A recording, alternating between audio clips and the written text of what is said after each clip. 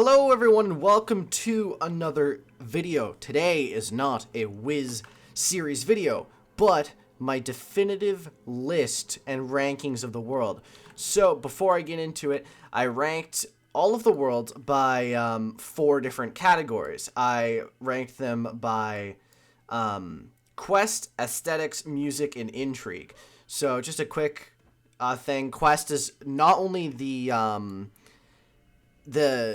how enjoyable the quests are, but also how impactful they are to the story. Aesthetics is the visuals of the world and kind of the atmosphere of it. Music is music. And then intrigue is how intriguing I believe it is as a story, and this also kind of ties in with the quest. So I ranked all of these out of 5, which means the total ranking is out of 20, and we're going to get started right now with number 17 on our list. So anyone who has actually played Wiz could probably see this ranking coming from a mile away.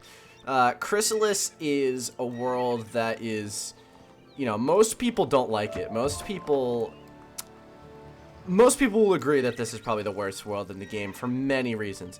Now, some positives of the world is that it obviously introduced shadow magic, set up Arc 3, and that's all good. But first, I'm going to list the number ranking. So, it got a total of 7.5 out of 20 for me, which isn't actually, it isn't like a super, obviously it's not 0, but it's not as high as everything else. For quests, I gave it a 2 out of 5 because simply the quests are obviously awful. Everyone hates the quests because of the collect, how long it is, how tough everything is. But Morganth, obviously this is the end of Arc 2. I couldn't give it a 0 on quest just because I hated it. Morganth is really important to the story. It sets up Arc 3 wonderfully, and it's a fantastic quest-wise because of that, which is why I gave it a 2 out of 5. Aesthetics, I gave it a 3 out of 5 because I actually really like the aesthetics. I like the dark vibe that it has, the bugs and the mice and stuff. I feel like that is a really good aesthetic, and I think not a lot of things got below like a 3 for aesthetics for me because I really like them all. Music got a 0.5. Now, there's a very specific reason for this. I judged the music category by how well I could remember it and how impactful it was and how nice it was. All of those factored in.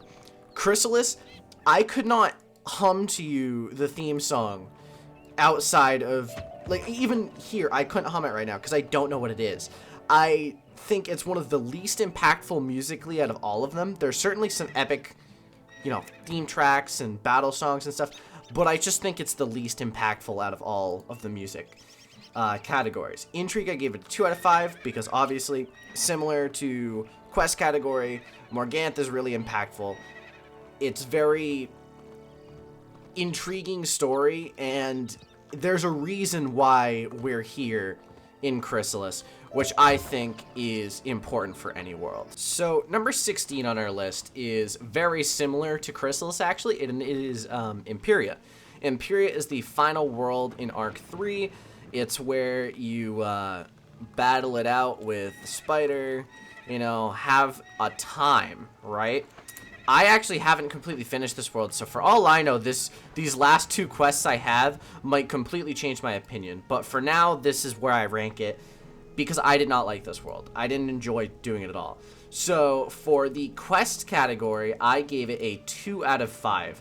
Now, why did I give it a 2 out of 5? Because I honestly didn't think that many of the quests are impactful. I can't tell you many of them. I've only done this world like 2 or 3 times. And I think that it's interesting, but it's not as impactful as it could be. Now, its intrigue is the same at a 2 out of 5. Why did I rank it at this?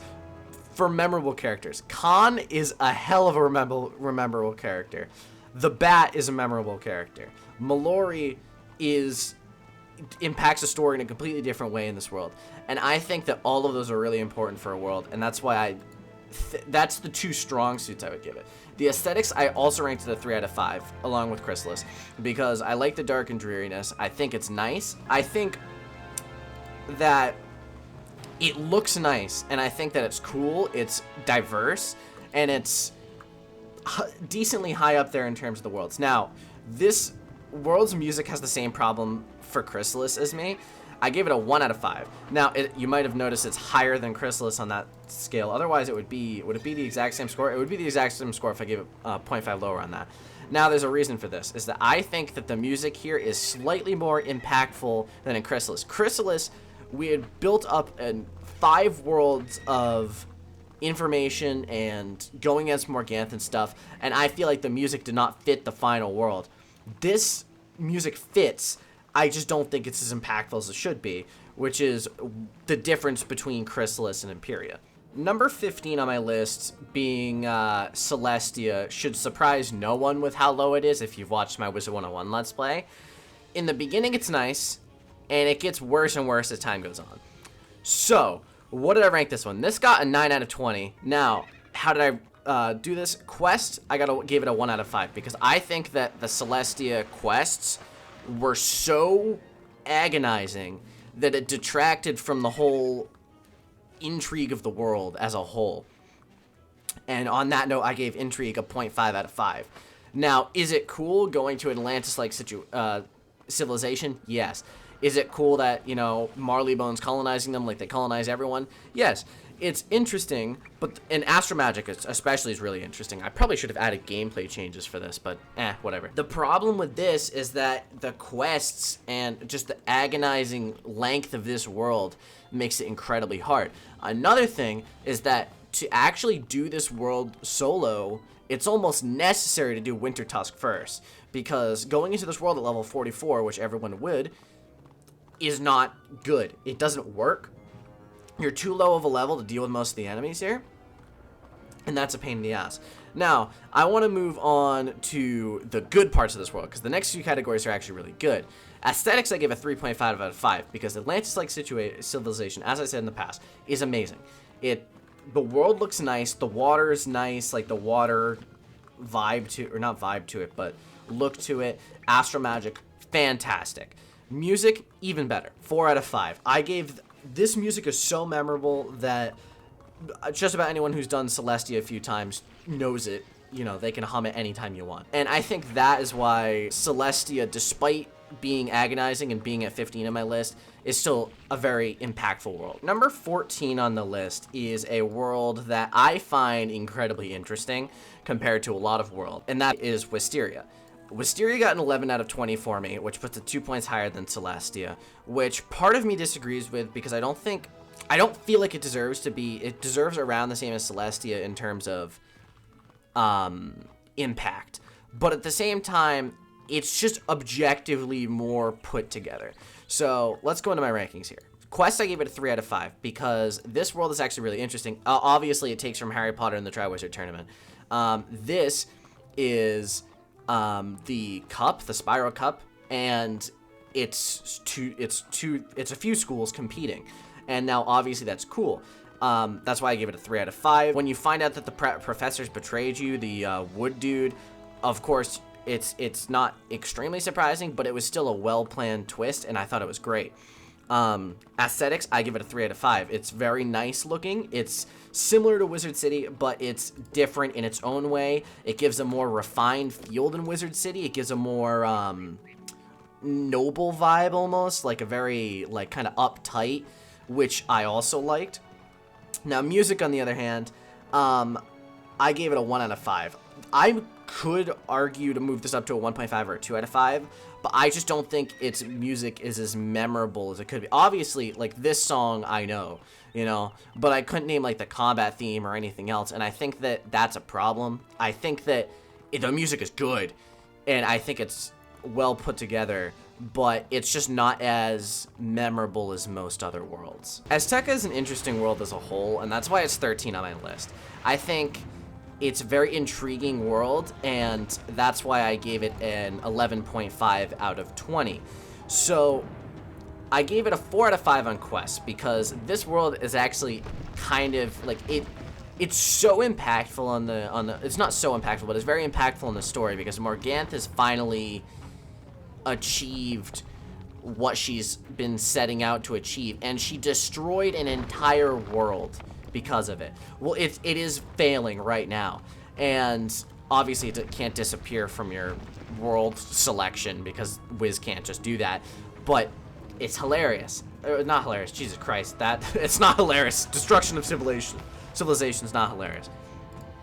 It's a good world, and that's all around. It's a good world.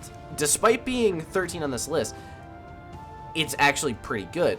Now, aesthetics, I gave a 3 out of 5. Aesthetics as a 3 out of 5 for a few reasons. The main one is that the Aztecan and it's obviously based on the Aztecs, and it's a very interesting and diverse world. It's got dinosaurs and a very intriguing looking thing. It's ancient ruins and natives and stuff, and I love it. I think it's one of the it's an obvious idea that they went for, and I can see they pulled it off very well. Next category is music. Now, music I gave a 3 out of 5. The music is very memorable. It's one of those. It's certainly better than Khrysalis, and I think it matches perfectly with the aesthetic of the world, and I think that's what makes it so impactful. And now moving on to the worst category with Azteca would be the Intrigue, which I put at 1.5 out of 5. The reason why Intrigue is so low is because I think Azteca is one of those worlds that everyone kind of dreads coming to, because the enemies are incredibly strong, the quests are really hard, and it feels like a slog going through the entire world. Now, I still gave it a decent amount of Intrigue because it's a fun idea, but the problem is that the quests are just too much for what it's trying to be, and I think that if Wiz slightly maybe nerfed like the drop rates and stuff of Azteca and made like collect quests lesser, I think it would actually probably be a lot better. But there's still the issue with the bosses being incredibly hard, and I think that, you know, but despite all that, I think Azteca is still a really good world at its core, and that's why it's 13 on my list. Number 12 on my list, and a complete tone shift from the last world, is Grizzleheim. Grizzleheim is one of those worlds where no one really likes it, but it is so good, right? I gave it a total out of 12 out of 20, which puts it 0.5 above Azteca. Now, when I was going through all these categories, Grizzleheim I knew was going to be somewhere in the middle, if slightly on the lower side, for one reason, and that's because quests are bullshit in this. They give such low XP for actually semi-decently strong enemies, especially at level 20, and that's why I gave quests 1 out of 5, because the quests are a slog, and it's painful to go through. Now, are they interesting? Yes. Aesthetics I gave a 3.5 out of 5. This world has great aesthetics. I love the bear, I love the Viking vibe, and it's so good in terms of scaling and being intriguing, which I also gave a 3 out of 5. Its intrigue is amazing. Vikings. The main downside here is just the XP.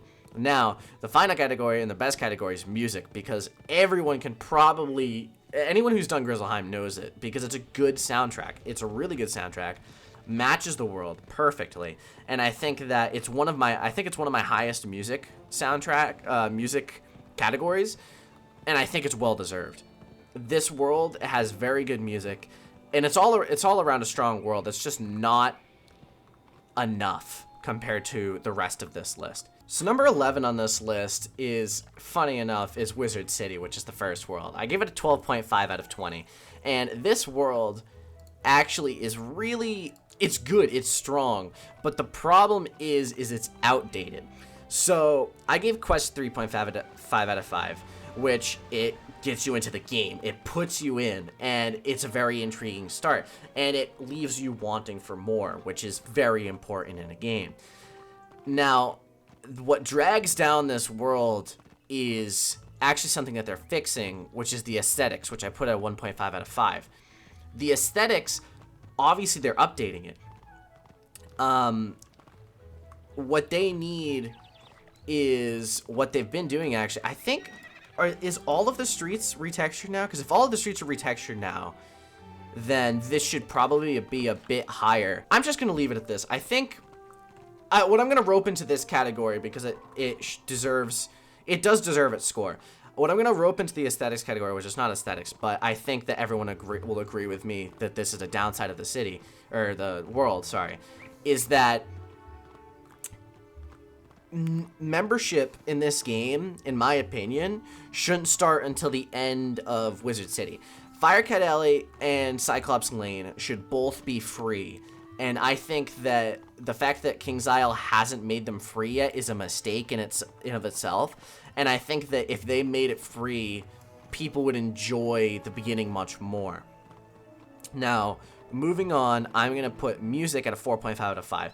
The Wizard City soundtrack is so iconic, and a lot of people know it. People that haven't even played the game that often probably still have heard it before, which is kind of funny. It's so impactful. It matches the playful vibe of the world and the playful attitude that's going on. And I think the only reason I don't put it at a 5 is just purely because of the other music from other worlds. Now, the Intrigue, I put it at a 3 out of 5, mainly because the quests aren't as interesting as other worlds. It is good, it's nice, it's enjoyable, but it gets to a certain point where the quests aren't as interesting anymore. Number 10 on our list is Mirage. Now, Mirage is actually a pretty good world. It's one that I gave a 13 out of 20, so it's ranked above Wizard City. This world is, in my opinion, a decent world. It's better than quite a few of the second world arcs, and is better than the final world in Arc 3. Now, this I give a 13 out of 20, and that's for a few reasons. I think it's a very balanced world, and I quite enjoy it. The quests I gave a 3.5 out of 5. Now, these quests this is a follow-up to Polaris, who introduced more shadow magic and a lot more things, and I think Mirage builds on that in a really good way. It starts showing Grandmother Raven turning against you. It shows her distaste in shadow magic and her disillusionment with the wizard who starts using shadow magic. You go against the Scorpion, the brother of the rat, and I think that it's a good world for what it is. Its aesthetics I give a 3.5 out of 5. My problem with the aesthetics here is it feels like Krokotopia, but not. Krokotopia was based on Egypt. This is based on Persia. Now, there is a difference there, but it still feels like Krokotopia, which is the main problem I have with this world. But I think that it's very forgivable for everything that this world is. Music I gave a 2.5 out of 5 because I don't think the music is memorable. It's certainly not as memorable as Krokotopia or any of the other worlds. And I think that that's just the one major downfall of this world. If it had good music, it would be actually probably a few places higher on this list, which is the main problem. Its Intrigue is 3.5 out of 5, which I went along with the quest. There's a lot of 3.5s in this world because I think that it's a decent world and it works, and I think that's why it deserves its spot as 10th on our list. So number 9 being Wintertusk, got a 13.5 out of 20. Now it's actually tied with 3 other worlds, but I'm just going upwards with which ones I think are kind of better than the other. Wintertusk got a 13.5 out of 20. And I think that it is an amazing follow-up to Grizzleheim, and it makes up for a lot of what Grizzleheim lacked. Now, obviously, the first thing everyone points out is the massive amounts of XP you get here, which is one reason why I gave the quest a 4 out of 5. You meet Grandmother Raven, which is super impactful. And a lot of this world is very intriguing, and the quests are interesting. It builds on the Viking vibe in a different way, which I love. This world... Actually, if you look at its scores, they're all above average, which is nice, and I think that it's a very strong world as it is. Its aesthetics I give a 3 out of 5, because it's the same as Grizzleheim, it's just more snowy. Music I give a 3.5 out of 5. Everyone knows this music, or not everyone, but its music is impactful. Not as impactful as Grizzleheim, who has such an iconic track, but it's still iconic and it's great. Its Intrigue I gave a 3 out of 5, because... it is still long, and it's hard. It's almost necessary to do this world before Celestia, and I do it every time before Celestia. But there's still the issue with it being hard, which I think is one downfall that King's Isle... I don't know if they could fix, but I think it's actually decent because of the amount of XP it gives that it's hard. And I think that as long as you have a friend, you can get through this world. So number 8, which is tied with Wintertusk at 13.5 out of 20, is Aquila. And I think that Aquila is an amazing world for what it is. Obviously, it's not the conventional world. It's just 3 dungeons at level 30, 70, and 90. But I still think it's a really impactful world, and I think that it's a really interesting world. Now, as you can see, I gave it pretty good numbers out of all the numbers. Its quests, I gave a 3.5 out of 5. Obviously, there's only a few quests. There's the dungeons, and then there's the side quest to defeat the powerful side monster in there. And I think that all the quests are impactful because you're fighting against gods, which goes with the intrigue of this, is that this world is directly related to the Greek legends and Greek myths, and that's obviously incredibly intriguing to many, especially, like, you know, you see series like Percy Jackson doing incredibly well, and there's a reason for that, because gods are intriguing to people, and I think that Aquila does extremely well at that, and you're fighting gods in a tournament, which is, you know, incredibly interesting. Its aesthetics, I gave a 3.5 out of 5 as well. It has, in my opinion, really, it fits the godly vibe that it has to it, because it has like this, you know, clean Greek architecture with the marble, and everything looks nice. It looks clean, which is, you know, the kind of, you know, what you get from this world. Its music, I give a 3 out of 5. It's not as impactful as many other musics, but it's still really fitting to the world, and I think that it does really well for what it is, which is why I put it at 8th, tied with Wintertusk, and the next on our list. Hello everyone, so just a quick correction to the video is that I said the Dragonspyre is tied with Aquila and Wintertusk, but I was actually wrong. I miscounted because I'm an idiot apparently, and it actually tied with Marleybone getting 14.5, which I still agree with. It doesn't change anything. I'm just letting you know because the number I'm saying is actually wrong, but hopefully you guys don't judge me too hard, question mark. Dragonspyre is a world unlike many others, and I think that it should be, and it stands to reason that it's in the middle of this list. Now, Dragonspyre is a 13.5 out of 20, which it's tied with Wintertusk and Aquila, but it is very different than both of those worlds, and that is mainly because I think this is one of the only worlds that has done quests almost perfectly. Its quests are at a 5 out of 5, which I don't think any other world on this list has. One other might, but the quests in this world are incredible because this is the final world of Arc 1, and it shows you're going to fight Malastare, which has been built up as this amazing bad guy up until, you know, this world, and I think that shows. The aesthetics, I give a 3.5 out of 5. The lava is incredibly interesting. It has a very nice look to it. It's cool. It shows like the lava rivers and everything like that. It's really nice, and I like it. For music, I gave a 3 out of 5, which the Dragonspyre music is very impactful. It's very nice, and it fits as a final thing. I just don't like it as much as most of the other Arc 1 musics. There's nothing wrong with it. I think it's a really good soundtrack. It doesn't resonate with me as much as it probably does with others, and I think that's fine. I think that this could honestly go a little bit higher in the list, but it's fine as it is, in my opinion. Its intrigue, I gave it 2 out of 5 for one reason. That's because you get to Dragonspyre, and it tends to be a slog. You're going through it, and you're like, I just want to get out of Dragonspyre already.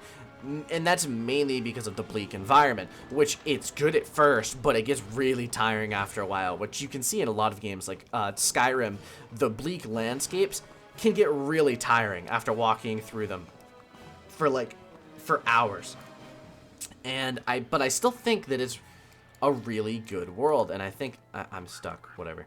I think that it shows, and it's really nice as it is, which is why I think it fits at number 7 on our list. So number 6 on our list is Marleybone at a 14.5 out of 20.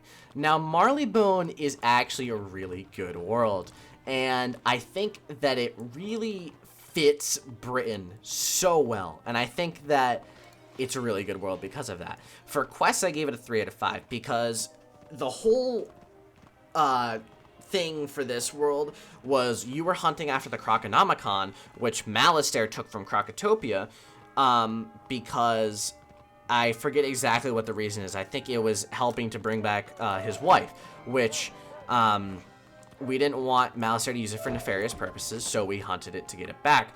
Meowiardi is a great character, and I think that this world's Sherlock, it fits with Sherlock Holmes, obviously, with Sherlock Bones and Meowiardi, which is Dr. Moriarty, which I think is really cool for the world, and it fits. Aesthetics, I've already talked about that. Music is a 4.5 out of 5. The music is so good here. The horns and the bells, they all work with what it's going for, and it's so good. It's very memorable, one of the most memorable tracks in this game, which is why it's nearing a 5. Its Intrigue is a 3.5 out of 5. It's very good. A lot of the quests are good. The world looks nice. The problem with it is that a lot of people, its middle is kind of slow, which is fine. Its ending is also kind of slow because it's just a lot of dungeons. But I think that that's fine. Big Ben is an interesting dungeon despite it being hard and kind of long.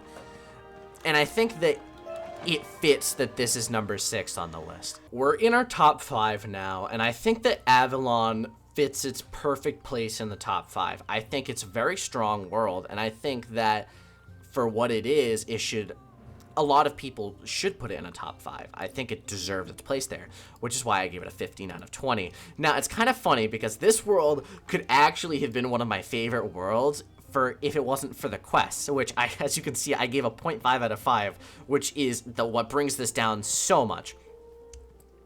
The issue with the quests that I've brought up multiple times in my Wizard101 Let's Play series is that the quests are for nothing, because the whole point of this world is you are going after the Sword of Kings, which you're using to defeat Morganth.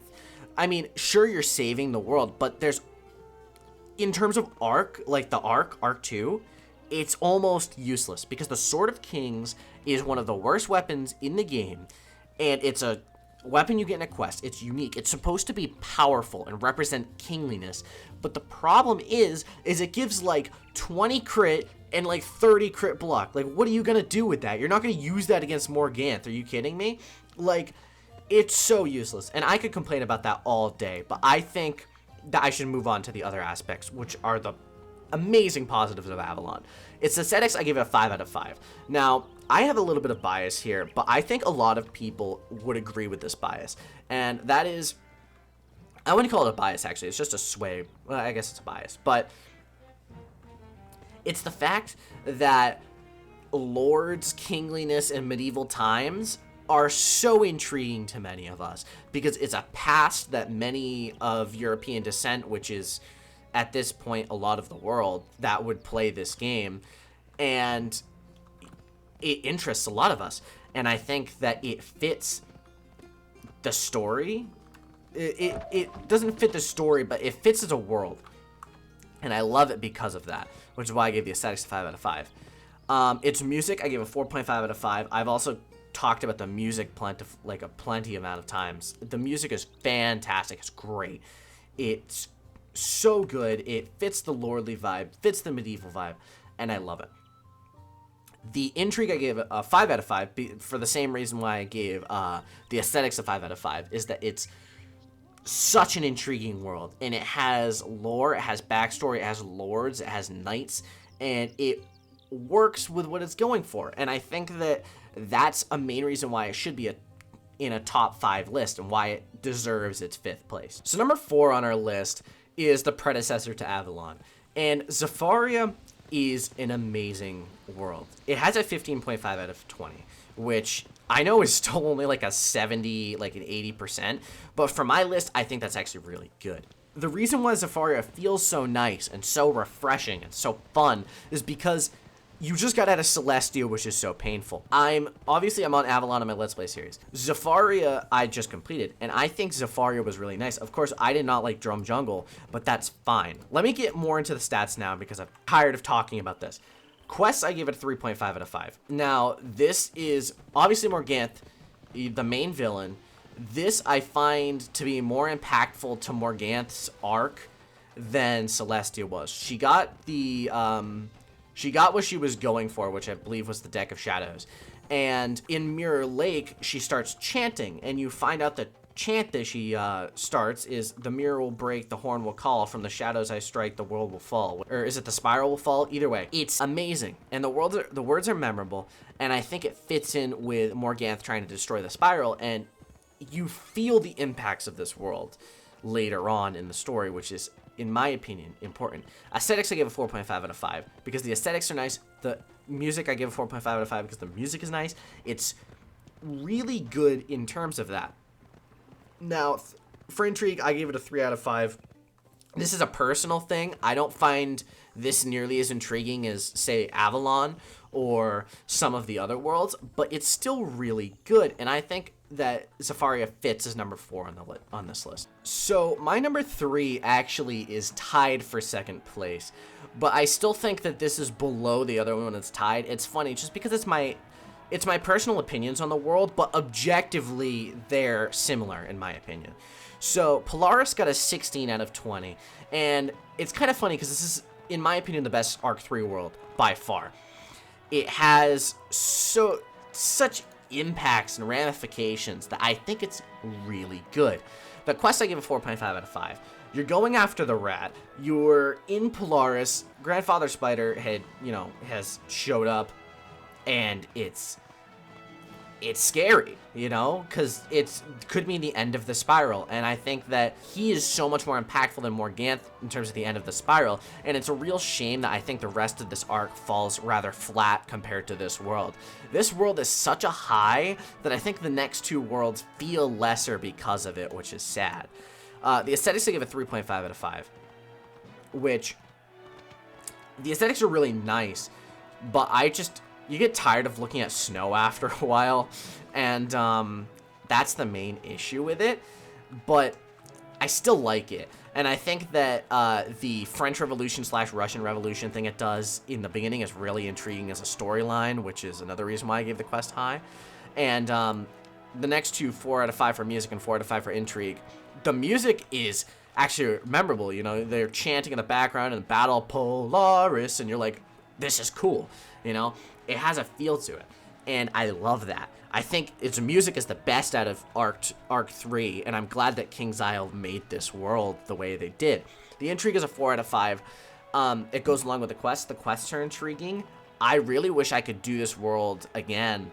I have on my Storm, and I think that it's cool. It's fun to play, and I think that it deserves its 3rd place on this list in the top 3, and it might surprise a lot of people, but I think it fits where it is. Number 2 on this list, which is Krokotopia, which also got a 16 out of 20. So it's tied with Polaris, technically. I would still consider it above Polaris. But Krokotopia is a fantastic world, and it follows up to Wizard City in a way that many other worlds do not. It's a fantastic follow-up, and I think that it completely drags you into the game. If you weren't interested by Wizard City, this world probably interested you. Now, the quest, I give it a 3 out of 5, mainly because I don't find the quest to be the strongest point of this world. I think if its quests were a little bit stronger, this could easily be my favorite world, but the problem is it just isn't. Now, on the other hand, everything else is amazing. The aesthetics are a 4 out of 5 because the Egyptian feel to this world is so intriguing. It goes along with Intrigue, obviously, as well, 4 out of 5. But it's so good. The Pyramid of the Sun, the Croc Sphinx, and the Temple of Storms. It's 3 schools, the elemental schools, and it leaves the world in a way that doesn't feel stale. Because every other world has, it's the same thing almost. This world is 3 different schools, 3 different feels, 3 different looks, and I think that fits this world perfectly. The music, I gave a 5 out of 5, and many will probably agree with this. But I think Krokotopia is one of the best soundtracks in the game. It is such a good soundtrack. It sounds nice. It fits perfectly with the Egyptian. I love the horns and the interesting instruments that they used. And I think that this world being number 2 probably would be similar to many others who would make a list like this. So I can't imagine that number 1 on this list would surprise many people. But I think that it's such a good world that Wizard101 has not made a world as good as it is since. Now, are other Jesus Christ, sorry, I had a stroke. Are others comparable? Yes, but Mooshu is so good that I think it deserves number 1, and that's why it's a 1.5 higher than number 2 in this list. So let me give you the rundown of why I think it's as good as it is. The quests, I give a 3.5 out of 5, which it hurts me to say this, but the quests aren't as powerful as it could be. But I still think I honestly could put this at an 18 and move that point up to a 4, because I think that saving the Emperor, because you need to get to Dragonspyre, you need to fight Wysteria, is perfect. This world is a perfect lead into Dragonspyre, which isn't as high on this list, but in my opinion, it's a perfect, like, not rising action, but you're getting to the climax of the world and the finale, and it leads into it in a way that many other worlds do not. Its aesthetics are a 4.5 out of 5. This obviously is shaped around Chinese culture, and it's interesting because of that. Maybe it's Japanese culture, but you could take it either way, honestly, with the samurai and stuff like that. Honestly, it's probably more Japanese, but the aesthetics are great. The music is great. It's a 5 out of 5, which I think the only other music I gave a 5 out of 5 was Avalon, right? But the music is fantastic, fits the world perfect. It's Intrigue, 4 out of 5. Same thing as always. I think this world is a really powerful and impactful world in so many ways. I think that it's a lot of people's favorite worlds, and I think that there's a reason for that. I think that it works as it is. It's a perfect lead into Dragonspyre, as I've said. The music is great. The enemies are great. It's not too hard. It gives a decent amount of XP, and by the end of the world, you feel a noticeable development in the story, which I think is so important for any world on this list. Now, that's my rankings for the 17 worlds in Wizard101. I would love to see your rankings in the comments and love to see if you disagree with any of my points. I think that my list for me is pretty solid. I would probably shift around a few of them, like maybe put Dragonspyre a little bit higher, maybe put Mooshu a little bit higher at 18, put Krokotopia a little bit higher than Polaris. But either way, I think it fits, and I think I am satisfied with this list. Let me know what you think. And if you enjoyed this video, please drop a like, drop a subscribe in chat, please. I would like a poggers. I'm trying to get to 250, preach. And I'll see you guys in the next Wizard101 Let's Play video. Thank you all for watching. Have a fantastic day.